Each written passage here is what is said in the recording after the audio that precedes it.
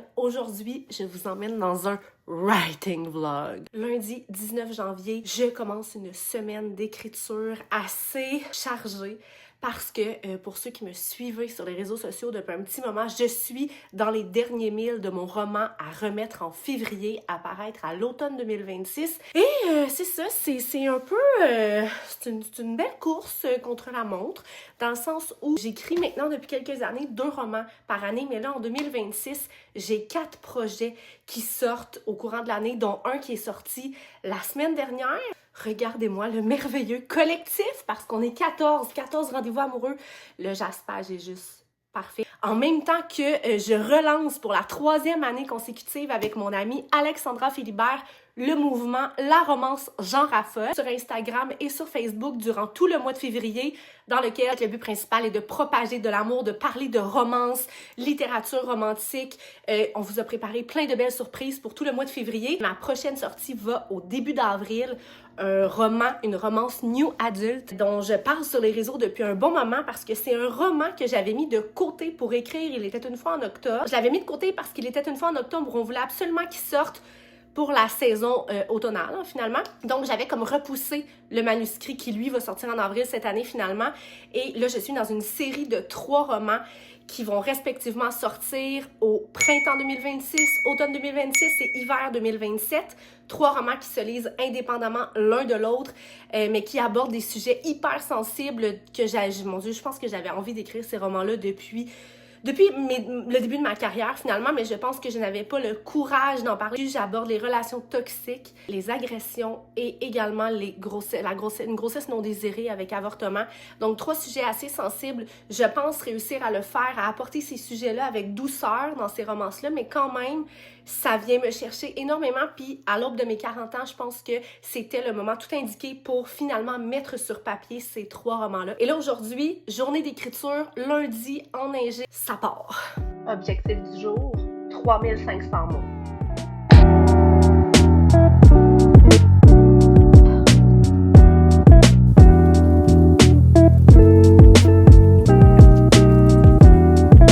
Bon, là, il est 12h15. J'ai écrit 1000 mots. Ça fait 2 heures, je pense, que je suis assise devant mon ordi. Il me semble que je me suis assise, il était comme 10h30. Je pensais en 2 heures avoir écrire plus, mais je me suis relue, j'ai solidifié certaines scènes, des scènes importantes. Fait que je suis quand même relativement contente et là, j'ai faim. Là, j'ai vraiment faim. Je vais aller me faire cuire des œufs. C'est intéressant, hein? Intéressant. Un lunch d'autrice en train d'écrire son 13e roman. Là, c'est ça. Je vais aller me faire à dîner. Je reviens écrire pour un stretch de environ 2 heures en espérant que je vais écrire dans ces 2 heures-là mon 2000 mots supplémentaires. Faut absolument que je me mette des objectifs parce que je sais que ça a l'air, tu sais, comme vous écrivez au gré du vent, au gré de votre inspiration, comment ça vient. Oui, il y a des journées qu'on écrit plus, oui, il y a des journées qu'on écrit moins, mais non, c'est pas vrai qu'il faut attendre l'inspiration pour s'installer puis écrire parce que en ayant des délais, en ayant des objectifs et des dates butoirs à rendre nos manuscrits à notre éditrice, moi c'est une éditrice dans mon cas, en sachant déjà la date de sortie environ de ce roman-ci, tu sais, j'ai des échéanciers à respecter. Donc, même si mon cerveau est un peu moins là, il faut quand même que je force un peu les choses.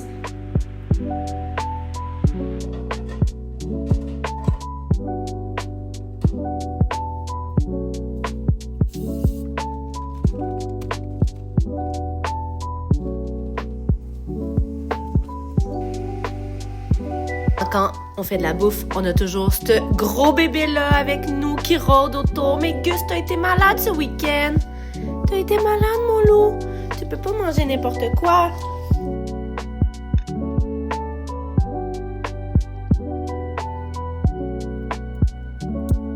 « 14h30, je viens d'arrêter d'écrire un petit peu. J'ai mal dans le cou, ça n'a pas de bon sens, c'est ridicule.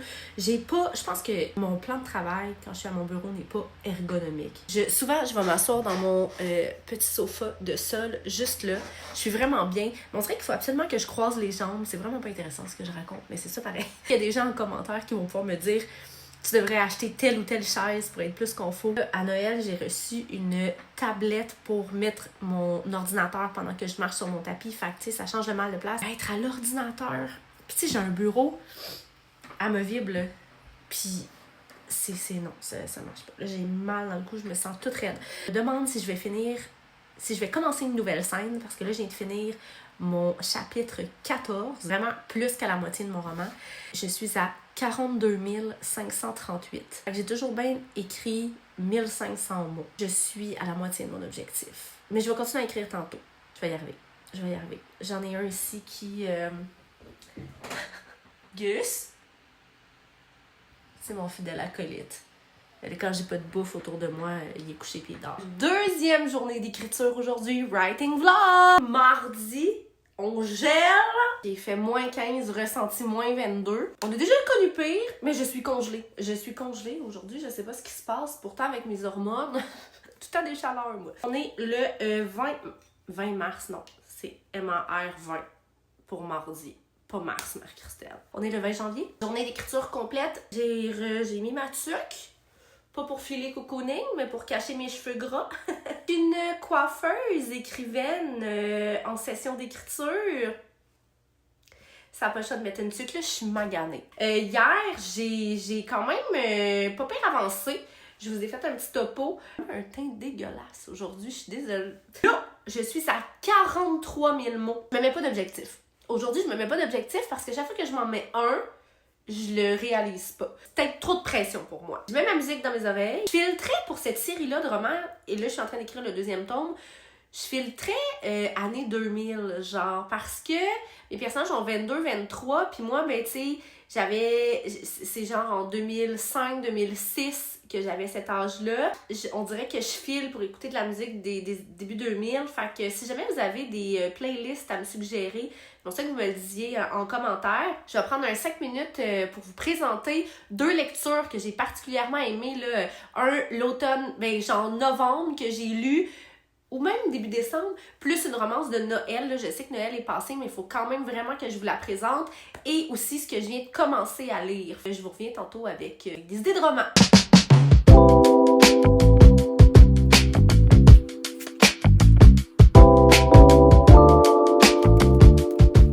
Petit retour de lecture sur 3 romans, un que j'ai lu bien avant le temps des fêtes, un pendant et celui que je viens de commencer. Le tout premier, Romans et autres saveurs de Noël de Josiane Bissonnette, publié chez les Éditeurs Réunis.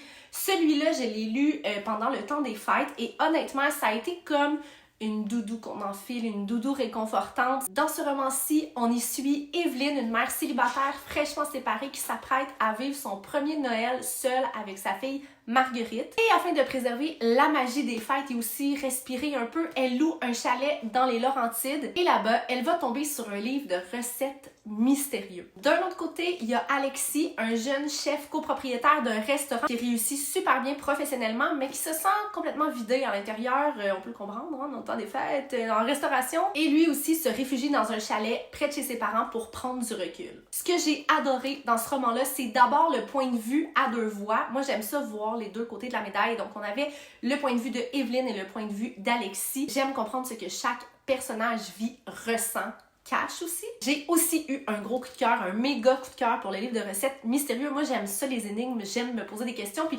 j'aime quand un roman me laisse des petits fils à tirer. Ça m'allume bien gros dans un roman. Alexis, le séduisant cuisinier, gros coup de cœur. Autre point que je tiens à souligner, j'ai énormément aimé la relation entre Evelyne et sa fille Marguerite. C'est très actuel, les familles séparées, les familles recomposées, la douleur qui vient avec une séparation, de devoir aussi partager ton enfant. Dans le temps des fêtes, qui plus est, on ressent vraiment la peine d'Evelyne, puis ça, c'est vraiment venu me chercher. Deuxième roman dont j'avais vraiment hâte de vous parler, ça faisait un moment que j'avais envie de vous le présenter, Rose Bonbon de Julie Laplante, publié chez les éditions JCL de Groupe Bertrand Éditeur. Que dire? Celui-là, je l'ai lu fin novembre. J'avais pas encore pris le temps d'en parler. Il était plus que temps. Julie Laplante m'avait déjà charmée il y a quelques années avec sa série Les Shelton. J'ai toujours dit qu'elle avait une écriture très cinématographique et c'est encore le cas ici. This is a bug, this is a bug. J'étais en train de faire le montage pas mon reading vlog, mon writing vlog, pour réaliser que pendant que je filmais mes reviews lectures et que je parlais du roman Rose Bonbon de Julie Laplante, j'ai eu un appel et j'avais comme juste skippé l'appel Mais là, toute ma voix a été décalée pour le restant du retour de lecture. Ce qui fait que là, ben, je vais la reprendre. Je vais la reprendre dans une autre vidéo. Fait qu'il y a deux review lectures qui s'en viennent. Celui que j'ai lu en novembre, Rose Bonbon, que j'ai commencé à vous présenter, mais que bon, là, hein, c'est ça, too bad. On va recommencer. Le roman que je viens de commencer à lire, qui est Tant que tu seras là, de Roxane Petit. On revient au programme principal.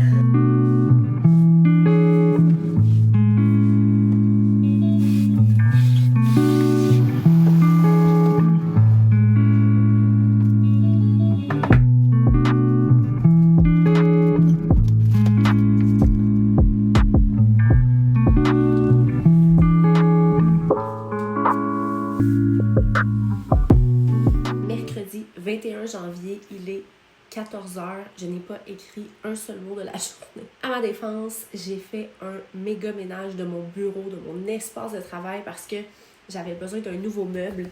D'un nouveau meuble, en fait. Là, je dis que j'ai fait un ménage puis ça a l'air du bordel, là, mais je vous assure que c'est beaucoup plus rangé que ce l'était. En fait, c'est que j'avais une vieille table à langer. Ben vieille, pas si vieille, mais une table à langer pour serrer genre mes signets, mes trucs. J'ai plusieurs romans de Ma famille recomposée qui me restent d'un ancien lancement. C'était dans des boîtes, c'était éparpillé. Fait que là, j'ai pris la commode qu'il y avait dans ma chambre parce que faut que je peinture. En fait, je sais pas si je vais peinturer parce qu'éventuellement, c'est ça, je vais faire vraiment la transformation de mon bureau de A à Z. Il va y avoir une bibliothèque sur le mur ici, une bibliothèque sur le mur du fond.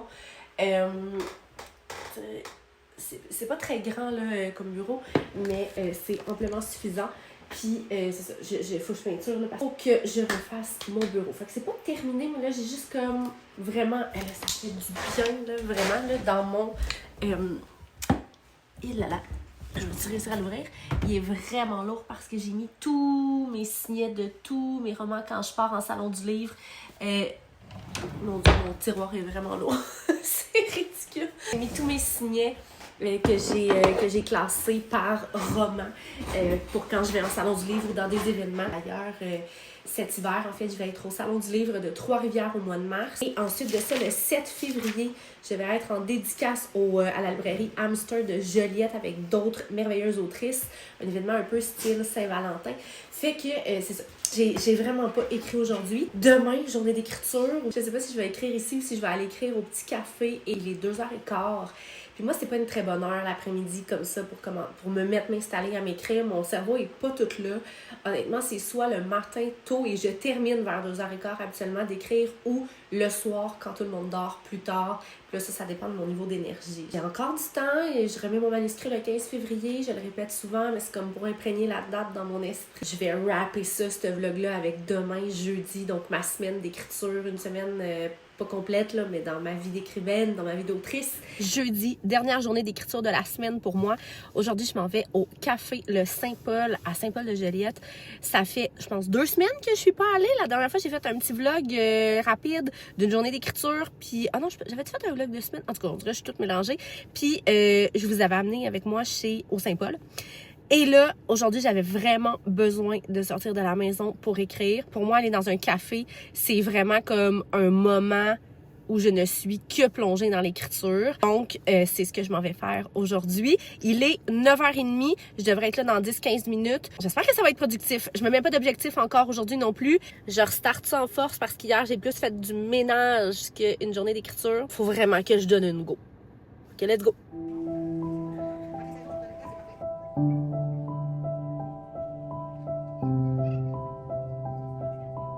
Je termine mon writing vlog aujourd'hui, dimanche, fin de la semaine. J'ai passé la semaine à vous montrer mes journées d'écriture, mais je ne pouvais pas terminer sans vous parler de ce petit bijou. Écoutez, 14 rendez-vous amoureux est sorti le 6 ou le 7 janvier dernier, donc c'est tout récent. Il s'agit d'un collectif.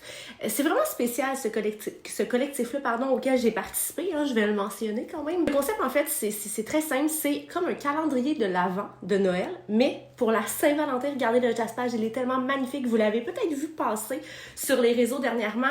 Mon Dieu, depuis sa sortie, il fait sensation. On est vraiment contents.